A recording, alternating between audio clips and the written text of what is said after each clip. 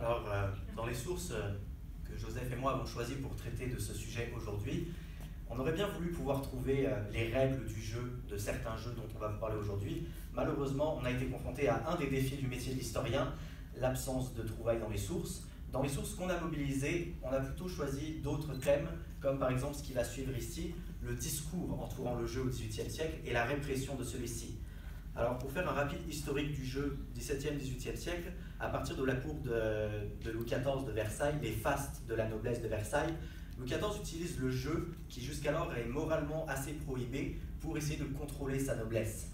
Il va essayer de rassembler ses grands nobles auprès de lui à Versailles, et pour leur ôter toute ambition politique, il va essayer de les occuper avec, par exemple, des jeux. Donc à partir de ce moment-là, il y a tout un nouveau discours qui se crée sur le jeu, et on va essayer de légitimer moralement l'usage du jeu de hasard, jeu de cartes, jeu de dés. Il y a beaucoup de noms qui peuvent nous venir à la tête, pharaon, bassette, tric-trac, top épingle ou autre. Malheureusement, on n'a pas les règles du jeu, donc personnellement, je ne sais pas pour toi Joseph, mais je ne saurais pas jouer à ce genre de jeu, je sais juste ce que les contemporains en pensent. Honnêtement, le seul jeu que je connais, c'est le crime. Donc effectivement, comme je viens de le dire, fin XVIIe siècle et surtout début XVIIIe siècle, les théologiens, les moralistes et autres, les philosophes, essayent de légitimer le jeu. C'est le cas notamment en 1715, monsieur Jean Pontas, qui écrit un dictionnaire de cas de conscience. Petite explication sur comment fonctionne ce dictionnaire. Il fait une petite définition de son article, ici l'article jeu. Il fait une petite définition assez courte, puis après il expose des cas, un cas particulier sous forme de question et une réponse morale qu'il donne. Donc là par exemple, dans sa définition justement du jeu, il donne cette petite définition que j'apprécie personnellement. Il est permis à l'homme de prendre une honnête récréation et celle du jeu comme une autre. Mais, dit Aristote, il ne faut en user que comme du repos, c'est-à-dire comme d'un remède contre l'épuisement que cause un long travail. Plus loin, il décrit en fait que les limites du jeu, c'est le blasphème. En fait, c'est surtout les circonstances du jeu. Le blasphème, la trop grande passion des joueurs, le temps du jeu, par exemple les jours de fête religieuses ou le dimanche, c'est totalement interdit. Mais toujours est-il que le jeu en lui-même peut être autorisé moralement. Il conclut par exemple, car pour l'or, le jeu devient quelquefois péché mortel, comme quand on joue avec une excessive passion et qu'on préfère le plaisir du jeu à l'amour qu'on doit à Dieu ou au commandement de l'Église. On voit tout de suite le poids de la religion sur cette question morale du jeu.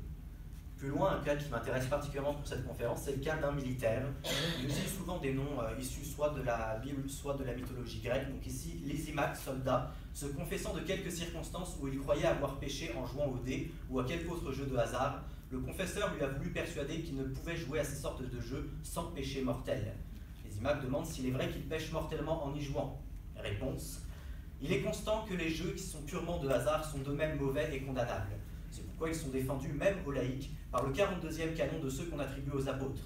Cependant, saint Antonin les excuse du péché mortel dans les laïcs, 1 quand on n'y joue que par divertissement, 2 quand ce qu'on y joue n'est pas considérable, eu égard aux facultés de ceux qui jouent, 3 quand les circonstances qui ont servi de motif pour les condamner ne s'y rencontrent point, c'est-à-dire qu'on y joue sans passion, qu'on n'y donne point trop de temps, et moins encore les dimanches et les fêtes, qu'on en bannit l'emportement, le blasphème, etc., et qu'enfin on ne joue pas par un désir excessif de gagner beaucoup.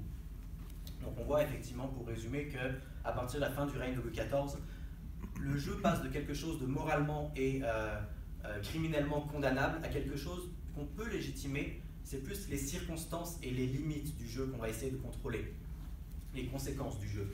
Par contre, c'est uniquement sur le plan moral, parce que sur le plan légal, ça reste extrêmement prohibé et interdit.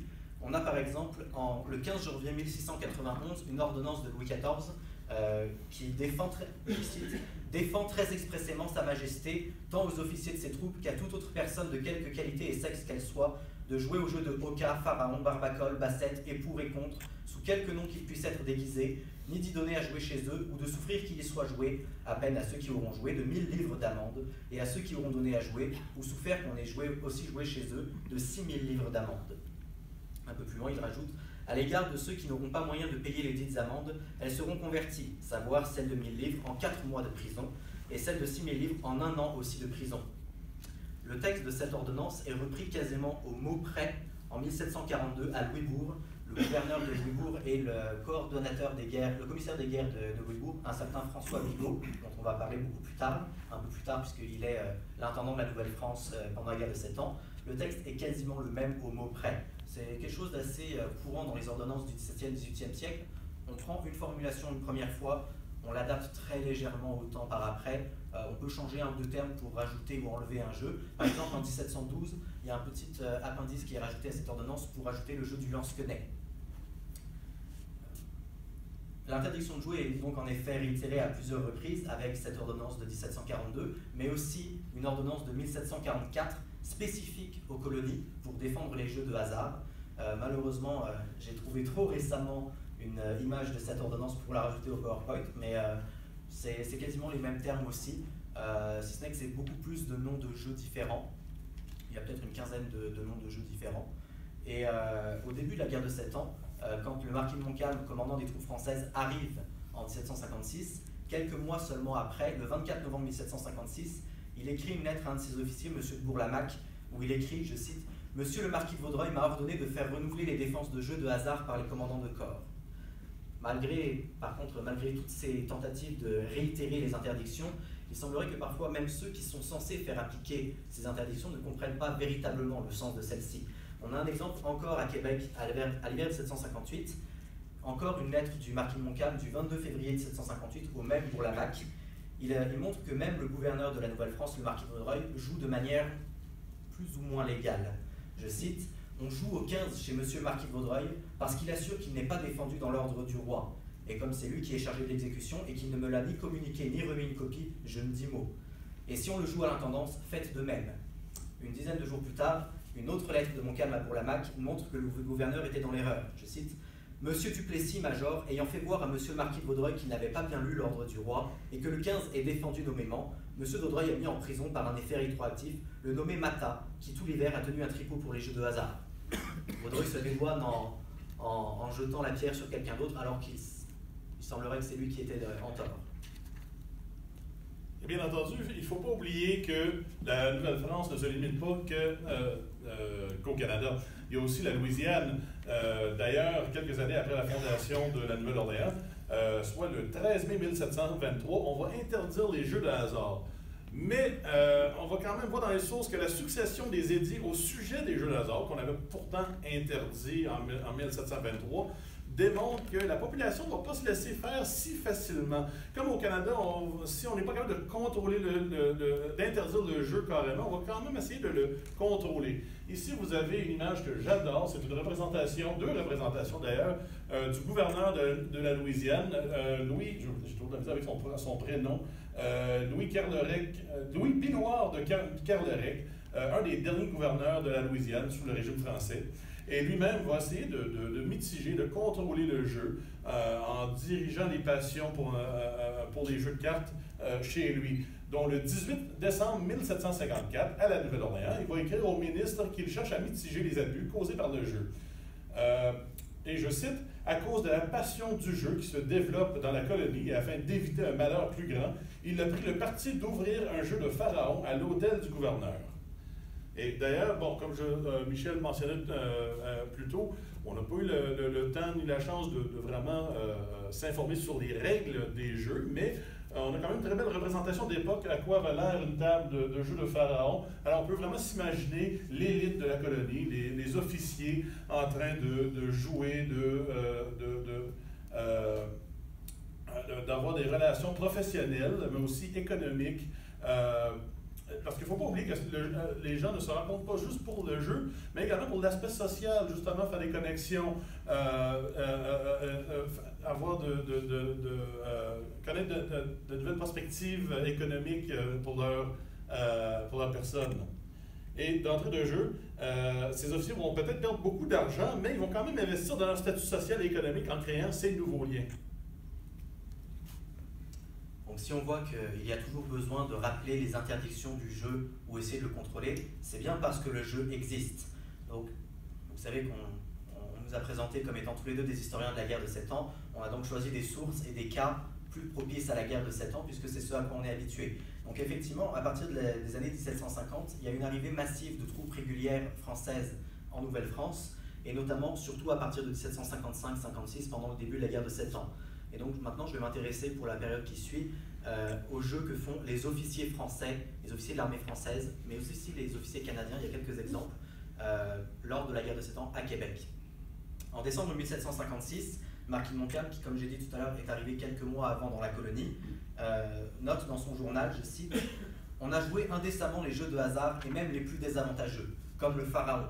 Plusieurs officiers se rempetiront pendant longtemps, comme M. Marin, lieutenant en second dans le bataillon de la Reine, qui, outre beaucoup d'argent comptant, a perdu 500 louis. » Petite précision, l'iconographie que vous verrez pendant ces prochaines minutes, c'est essentiellement des images de soldats, parce que dans l'iconographie, c'est surtout les soldats qu'on voit jouer. Par contre, dans les sources écrites, c'est souvent les officiers qu'on voit jouer. Donc, petit paradoxe, mais c'est plus, on a fait avec ce qu'on a, c'est une des limites du métier d'historien, on ne peut pas inventer ce qu'on n'a pas. Donc cette remarque justement de M. de Montcalm sur le jeu indécent qu'on joue à Québec ouvre un aspect assez insolite de la carrière du marquis, celui de diariste du jeu. Dans la correspondance qu'il entretient à l'hiver 1758 avec son second, le chevalier de Lévis, on peut suivre presque au jour le jour la carrière des joueurs officiers. On voit les gains et les pertes de différents officiers, on peut suivre presque au jour le jour. Entre décembre 1757 et février 1758, j'ai trouvé 10 de ces lettres qui montrent le jeu, mais pas uniquement une mention du jeu, mais vraiment des détails avec des noms, des sommes. Donc c'est vraiment une carrière de journaliste du jeu. C'est en fait, effectivement, c'est surtout les jeux qu'on joue chez l'intendant Bigot. Ici, une petite animation du film Nouvelle-France, où on voit Monsieur Bigot qui joue dans une auberge auprès du peuple, alors que non du tout, il joue dans son palais avec la noblesse et l'élite canadienne. Donc c'est une image tout à fait erronée du film Nouvelle-France, mais ça, c'est autre chose à analyser. Une première lettre au chevalier de Lévis du 16 décembre 1757, dans laquelle Montcalm félicite Lévis pour se retenir de jouer. Je cite, « Rien n'est mieux que votre conduite au sujet des jeux de hasard. Voici le détail de ce qui se passe à cette occasion à Québec, que vous pouvez ne pas laisser ignorer à nos officiers. On n'a jamais joué chez Madame Chevalier, mais bien chez une madame du régiment de Guyenne, il y a un mois. Le mari puni par mois, défense, nulle récidive. Chez Monsieur l'Intendant, il a ouvert lui-même par un beau top étingue, où il a gagné 100 louis. Beaucoup de 15 aux 12 francs la fiche. De gros passe-10, de gros tri aux 20 francs la fiche, 6 francs pour Spadi et 2 louis de queue. Ne me demandez pas ce que ça veut dire, j'ignore comme vous les arcanes de ce type de jeu. Malheureusement, on n'a pas trouvé les sources pour. Le jeu chez la Vérandrie a dû être occasionné par un monsieur Dessonnier, grand joueur qui y est logé. Bougainville, que je vois on ne saurait moins père. Ce sont des affaires, ainsi que la Rochebourg. Ce dernier a moins de ressources que le premier. On voit toute la question sociale des officiers qui peuvent avoir certaines inégalités dans la fortune. Il continue son compte-rendu le 30 décembre suivant. Toujours gros jeu. L'intendant, hier et avant-hier, avait perdu 450 louis de la perte au gain. Joannès a perdu ce soir 300 louis. Enfin, l'intendant ayant le carnet ou les cartes à la main est quelquefois effrayé et refuse.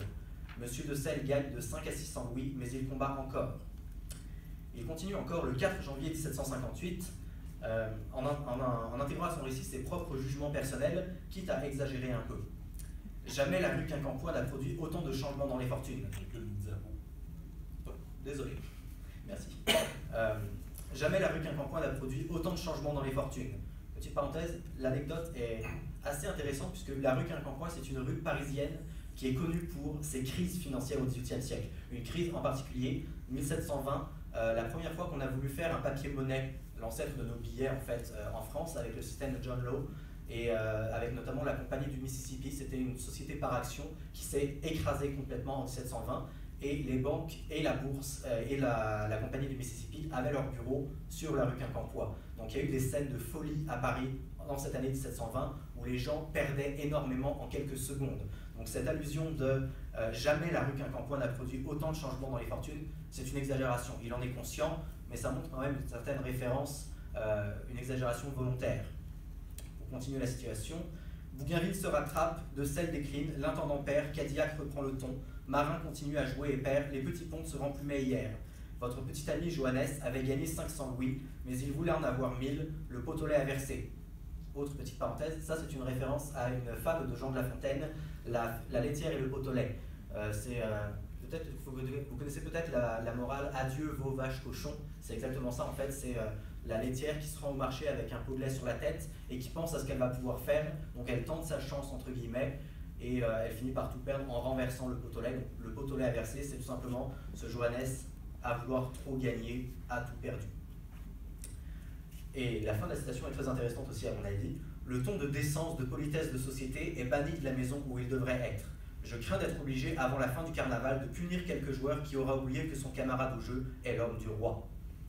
On voit dans ces lettres que les sommes d'argent qui sont jouées et perdues atteignent des sommes assez impressionnantes. Comme par exemple en février 1758, où l'intendant Bigot, en une seule nuit, perd 36 000 livres.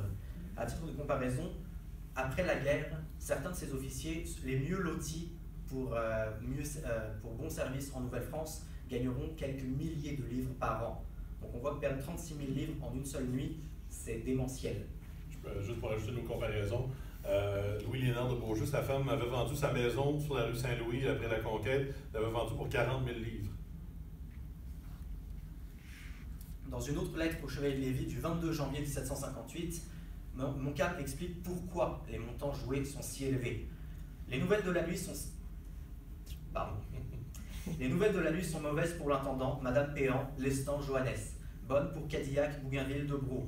Le reste ne vaut pas la peine d'être nommé, quoi qu'il y ait des acteurs qui gagnent ou perdent 100 ou 150 louis. Mais pour qu'on parle de vous, il faut être homme à perdre 3 ou 400 louis.